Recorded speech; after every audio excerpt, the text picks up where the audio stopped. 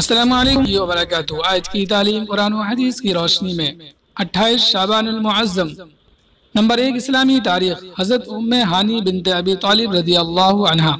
حضرت ام ہانی رضی اللہ عنہ حضور صلی اللہ علیہ وسلم کے چچا ابو طالب کی بیٹی اور حضرت علی رضی اللہ عنہ کی بہن تھی۔ ان کا نام فاختہ اور کہیں تو ام ہانی تھی۔ ان کا نکاح حبیرہ بن عمرو سے ہوا۔ شروع ہی سے انہیں آپ صلی اللہ علیہ وسلم سے بے حد عقیدت تھی۔ سن 8 ہجری میں جب مکہ فتح ہوا تو انہوں نے اسلام قبول کر لیا۔ یہ ان کی خوش قسمتی ہے کہ فتح مکہ کے دن آپ صلی اللہ علیہ وسلم نے انہی کے مکان پر قیام فرمایا اور ان کے گھر میں پناہ لینے والوں کو امان دی۔ آپ صلی اللہ علیہ وسلم ان سے بہت محبت کرتے تھے۔ معراج کا مقدس سفر بھی آپ صلی اللہ علیہ وسلم نے ام ہانی کے گھر سے ہی کیا تھا۔ وہ آپ صلی اللہ علیہ وسلم سے کبھی کبھی مسائل پوچھا کرتی تھی۔ ایک مرتبہ انہوں نے رسول اللہ صلی اللہ علیہ وسلم سے پوچھا کہ اب میں بوڑھی ہو گئی ہوں اور چلنے پھرنے میں کمزوری محسوس ہوتی ہے، اس لیے کوئی ایسا عمل بتا دیجئے جس کو بیٹھے بیٹھے ہی پورا کر سکوں۔ آپ صلی اللہ علیہ وسلم نے فرمایا کہ 100 مرتبہ سبحان اللہ، 100 مرتبہ الحمدللہ، 100 مرتبہ اللہ اکبر اور 100 مرتبہ لا الہ الا اللہ پڑھ لیا کرو۔ حضرت ام ہانی رضی اللہ عنہ حضرت علی رضی اللہ عنہ کی وفات کے بعد کافی دنوں تک زندہ رہیں اور ان کا انتقال حضرت امیر معاویہ رضی اللہ عنہ کی خلافت کے زمانے میں ہوا۔ نمبر 2 حضور صلی اللہ علیہ وسلم کا معجزہ۔ رسول اللہ صلی اللہ علیہ وسلم کی دعا کی برکت۔ حضرت ابو زید رضی اللہ عنہ فرماتے ہیں کہ رسول اللہ صلی اللہ علیہ وسلم نے اپنا مبارک ہاتھ میرے چہرے پر پھیرا اور میرے لیے دعا فرمائی۔ اسی کی برکت تھی کہ ان کی عمر 120 سال ہو جانے کے باوجود سر میں چند ہی بال سفید ہوئے تھے۔ نمبر 3 ایک فرض کے بارے میں۔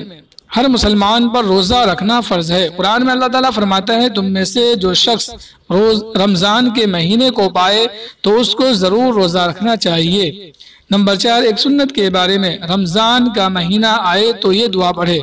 حضرت عبادہ بن صامت رضی اللہ عنہ فرماتے ہیں کہ جب رمضان المبارک کا مہینہ آتا تو آپ صلی اللہ علیہ وسلم ہمیں یہ دعا سکھاتے: اللہم سلمنی لی رمضان وسلم رمضان لی وسلمہ لی متقبلا۔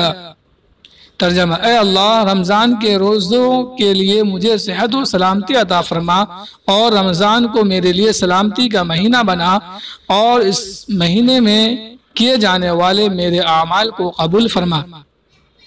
نمبر 5 ایک اہم عمل کی فضیلت۔ نماز جنازہ کا ثواب۔ رسول اللہ صلی اللہ علیہ وسلم نے فرمایا جو شخص جنازے میں شریک ہو کر صرف نماز پڑھے تو اس کو 1 قیرات ثواب ملے گا، اور جو شخص جنازے کی نماز پڑھنے کے بعد دفن میں شریک ہو تو اس کو 2 قیرات ثواب ملے گا۔ معلوم کیا گیا 2 قیرات کی مقدار کیا ہے؟ تو آپ صلی اللہ علیہ وسلم نے فرمایا 2 بڑے پہاڑ کے برابر ہے۔ نمبر 6 ایک گناہ کے بارے میں۔ پاک دامن عورتوں پر تہمت لگانا۔ قرآن میں اللہ تعالیٰ فرماتا ہے جو لوگ پاک دامن عورتوں پر زنا کی تہمت لگاتے ہیں پھر اپنے دعوے پر 4 گواہ نہ لا سکے تو ایسے لوگوں کو 80 کوڑے لگاؤ اور آئندہ کبھی ان کی گواہی قبول نہ کرو، اور یہ لوگ سخت گناہگار ہیں، مگر جو لوگ اس تہمت کے بعد توبہ کر لیں اور اپنی اصلاح کر لیں تو بے شک اللہ تعالیٰ بڑا بخشنے والا مہربان ہے۔ نمبر 7 دنیا کے بارے میں۔ دنیا والوں کا حال۔ قرآن میں اللہ تعالیٰ فرماتا ہے اللہ جب انسان کو آزماتا ہے تو اس کی روزی اس پر تنگ کر دیتا ہے، پھر وہ شکایت کرتا پھرتا ہے کہ میرے رب نے میری قدر گھٹا دی، حالانکہ ہرگز ایسا نہیں، بلکہ تم یتیموں کی عزت نہیں کرتے اور مسکینوں کو آپس میں کھانا کھلانے کی ترغیب نہیں دیتے ہو، جس کی وجہ سے ایسا ہوا۔ نمبر 8 آخرت کے بارے میں۔ سخت حساب کا نتیجہ۔ رسول اللہ صلی اللہ علیہ وسلم نے فرمایا قیامت کے دن جس سے سخت حساب لیا جائے گا اس کو عذاب ہو کر رہے گا۔ نمبر 9 طب نبوی سے علاج۔ صحت کے لیے احتیاطی تدبیر۔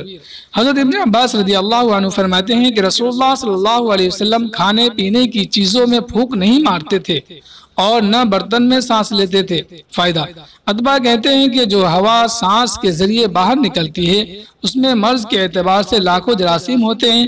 جب انسان برتن میں 3 پھونک مارے گا یا سانس لے گا تو وہ جراثیم اس میں پھیل کر صحت کے لیے نقصان دہ ثابت ہو سکتے ہیں۔